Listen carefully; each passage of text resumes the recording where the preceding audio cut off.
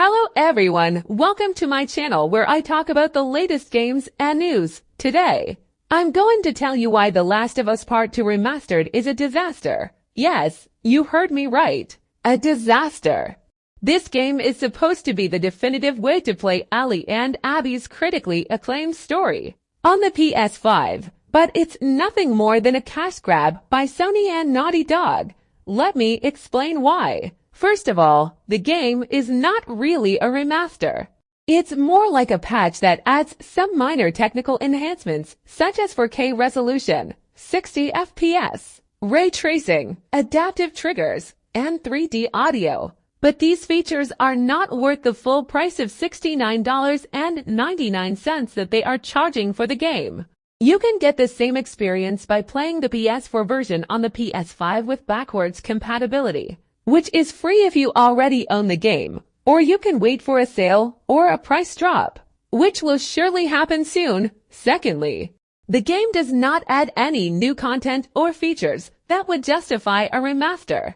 There is no new story DLC, no new gameplay modes, no new multiplayer, no new trophies, no new accessibility options, nothing. The game is exactly the same as the PS4 version, except for the graphics and performance. This is a huge disappointment for the fans who were hoping for more from Naughty Dog, especially after the success of the director's cut versions of Ghost of Tsushima and Death Stranding, which added a lot of new content and features for the PS5. Thirdly, the game is still divisive and controversial among the gaming community. The Last of Us Part 2 was one of the most polarizing games of 2020, with many people loving it and many people hating it.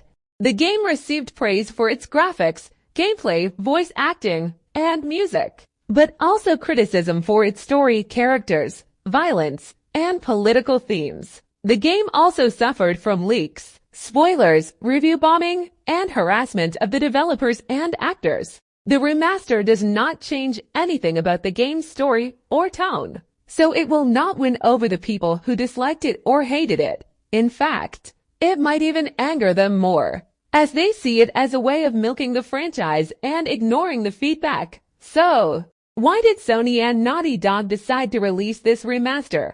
Well, the obvious answer is money. The Last of Us Part 2 was one of the best-selling games of 2020, selling over 10 million copies worldwide. It also won several awards, including the Game of the Year at the Game Awards. Sony and Naughty Dog wanted to capitalize on this success and squeeze more money out of the fans, especially the ones who bought the PS5 and wanted to play the game on the new console.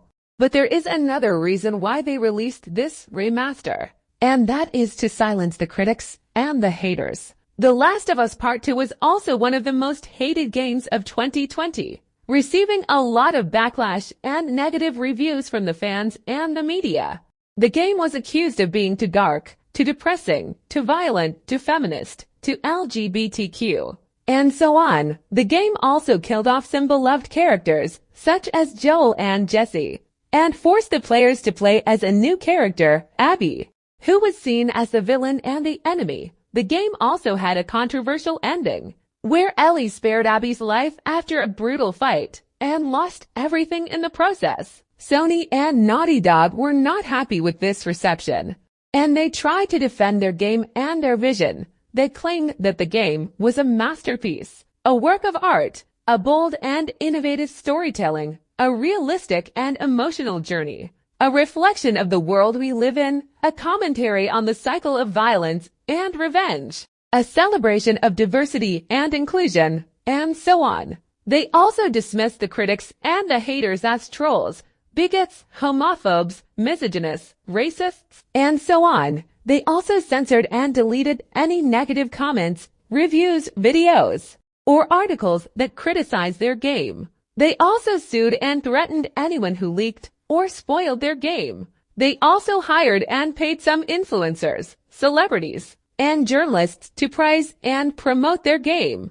They also manipulated and rigged some awards and polls to make their game win and look good. The remaster is another way of doing all these things by releasing the remaster. Sony and Naughty Dog are trying to make their game look better and more appealing.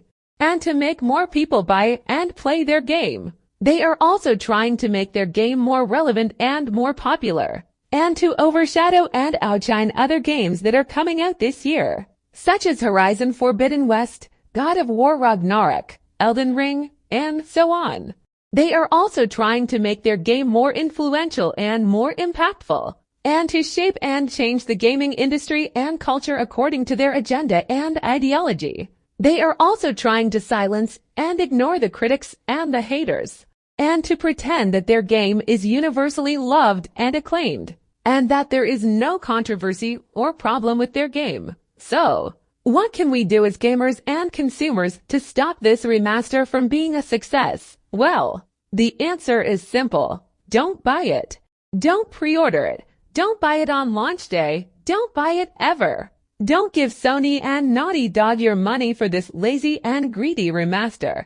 Don't support their practices and policies that are harmful and disrespectful to the gaming community and industry. Don't let them get away with this scam and insult. Instead, buy and play other games that are worth your time and money. Games that are original and creative. Games that are fun and engaging. Games that are respectful and inclusive. Games that are honest and transparent. Games that are made by passionate and talented developers. Games that are supported by fair and generous publishers. Games that are loved and praised by the fans and the critics. Games that are truly deserving of the title of Game of the Year. Some examples of such games are Cyberpunk 2077, Red Dead Redemption 2, Spider-Man Miles Morales, Resident Evil Village, Ratchet and Clank Rift Apart, Returnal, It Takes Two, Psychonauts 2, Deathloop, Kena Bridge of Spirits, Halo Infinite, and many more.